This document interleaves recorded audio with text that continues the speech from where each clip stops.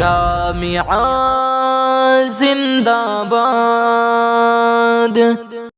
اس وقت تم میرے قرآن کی تلاوت کرتے تھے، وہ حافظ قرآن راستہ چلتے ہوئے تم میرے قرآن کی رٹ لگایا کرتے تھے، وہ حافظ قرآن تہجد میں تم میرے قرآن کی تلاوت کرتے تھے، وہ حافظ قرآن عصر میں تم میرے قرآن کی تلاوت کرتے تھے، ظہر میں تم میرے قرآن کی تلاوت کرتے تھے، فجر میں تم میرے قرآن کی تلاوت کرتے تھے، وہ حافظ قرآن آج میں تمہیں اجازت دیتا ہوں، جاؤ 10 ایسے لوگوں کے کاندھے پر تم ہاتھ رکھ دو، میں پروردگار عالم تمہارے ہاتھ رکھنے کی وجہ سے اسے جہنم سے ہٹا کر کے جنت والا بنا دوں گا۔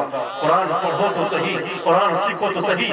اللہ کے نبی نے کہا وَشَفَّعَهُ فِي عَشَرَةٍ مِنْ أَهْلِ بَيْتِهِ كُلُّهُمْ قَدْ وَجَبَتْ لَهُمُ النَّارُ۔ 10 ایسے لوگوں کے حق میں حافظ قرآن شفاعت کریں گے، سفارش کریں گے جن کے اوپر جہنم واجب ہو گئی ہوگی۔ كُلُّهُمْ قَدْ وَجَبَتْ لَهُمُ النَّارُ۔ نوجوان ساتھیوں، قرآن پڑھو تو صحیح، قرآن سیکھو تو صحیح۔ قرآن پڑھنے کا کتنا ثواب ہوتا ہے، قرآن کے ایک حرف پڑھو گے تو 10 نیکیاں ملیں گی۔ نوجوان ساتھی جو نہ جانے ہم کتنے پارے پڑھتے ہیں، کتنے حروف کو پڑھتے ہیں، کتنے حروف کے ہمیں نیکیاں ہمارے حصے میں ہمارے حق میں لکھا جاتا ہے۔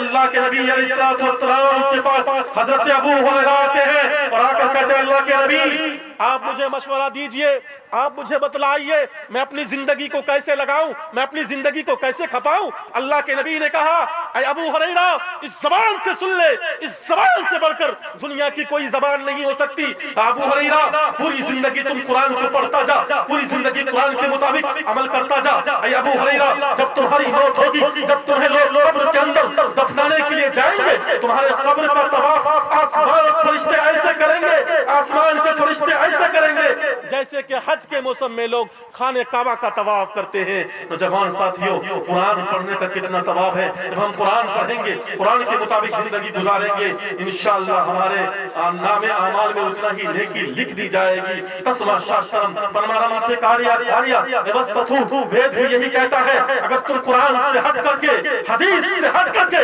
اپنی زندگی گزارو گے تم یہاں بھی کامیاب نہیں ہو سکتے، وہاں بھی کامیاب نہیں ہو سکتے۔ قرآن کو مضبوطی سے پکڑنا پڑے گا۔ یا شاسترا ودھی متسرجیا ورتتے کام کرتا نہ سدھی مواپلوتی نہ سکھم نہ پرام گتی۔ جو ویکتی، جو منش قرآن کو چھوڑ کر کے، حدیث کو چھوڑ کر کے اپنے اچھا اور اپنی منمانی کی زندگی گزارے گا وہ یہاں بھی کامیابی کے دہلیز تک نہیں پہنچ سکتا، اور پرلوک کے اندر بھی کامیابی کے دہلیز تک نہیں پہنچ سکتا۔ انشاءاللہ طے کرو، تمنا کرو کہ قرآن کے مطابق ہم زندگی گزاریں گے، انشاءاللہ گزاریں گے، انشاءاللہ قرآن کے مطابق زندگی گزاریں گے۔ اگر ہم نے قرآن نہیں پڑھا ہے اپنے بچوں کو قرآن کی تعلیم دیں گے۔ نوجوان ساتھیوں، ایک شرابی کا واقعہ میں بتاتا ہوں۔ وہ شرابی شراب پیا کرتا تھا، محلے والے کہتے تھے یہ شرابی ہے، شراب پیا کرتا ہے، چاہیے اچھا ہوگا اس شرابی کا انتقال ہو جائے۔ نوجوان ساتھیوں، محلے والے اس کے لیے بد دعائیں کرتے تھے، ایسا ہی ہوا اس شرابی کا انتقال ہوتا ہے۔ فجر کی اذان ہوتی ہے، جب محلے والے مسجد میں آتے ہیں، آنے کے بعد ایک شخص کھڑا ہوتا ہے، انہوں نے کہا میں نے دیکھا ہے کہ فلاں شرابی جنت میں ٹہل رہا ہے۔ دوسرا شخص کھڑا ہوا، وہ بھی کہنے لگا میں نے بھی دیکھا ہے کہ فلاں شرابی جنت میں ٹہل رہا ہے۔ تیسرا شخص کھڑا ہوا، وہ بھی کہنے لگا میں نے بھی دیکھا ہے کہ فلاں شرابی جنت میں ٹہل رہا ہے۔ گویا کہ پورے بستی والے نے، محلے والے نے یہ بیک وقت شہادت دے دی کہ میں نے بھی دیکھا ہے کہ فلاں شرابی جنت میں ٹہل رہا ہے۔ لوگوں نے میٹنگ کی، مشورہ کیا، چلو اس کی بیوی سے معلوم کرتے ہیں آخر تمہارے شوہر کے اندر وہ کون سی ایسی خصلت تھی جس کی وجہ سے تمہارا شوہر جنت میں ٹہل رہا ہے۔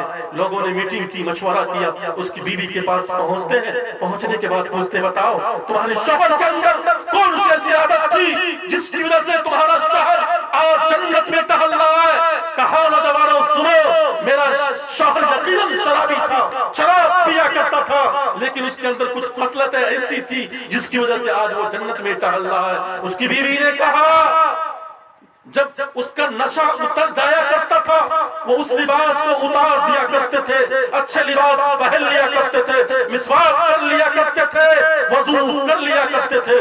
رات کے تہائی حصے میں، رات کے 12 بجے، رات کے 1 بجے، رات کے 2 بجے وہ قرآن کو کھول کر کے وہ یہ کہتے تھے اے بار الہ میں ان پڑھ ہوں، میں جاہل ہوں، اے بار الہ بچپن میں میرے والدین نے مدرسہ تو بھیجا نہیں، مکتب تو بھیجا نہیں، میں جاہل ہوں، لیکن اتنا پتا ہے اے بار الہ جس پر آپ نے قرآن کو نازل کیا وہ بھی صحیح ہے، قرآن کے حرف بھی صحیح ہے، یہ بھی صحیح ہے، وہ بھی صحیح ہے۔ قرآن پر وہ ہاتھ پھیرتا تھا، اللہ تبارک و تعالیٰ نے اسے قرآن پر ہاتھ پھیرنے کی وجہ سے اسے جہنم سے ہٹا کر کے جنت والا بنا دیا۔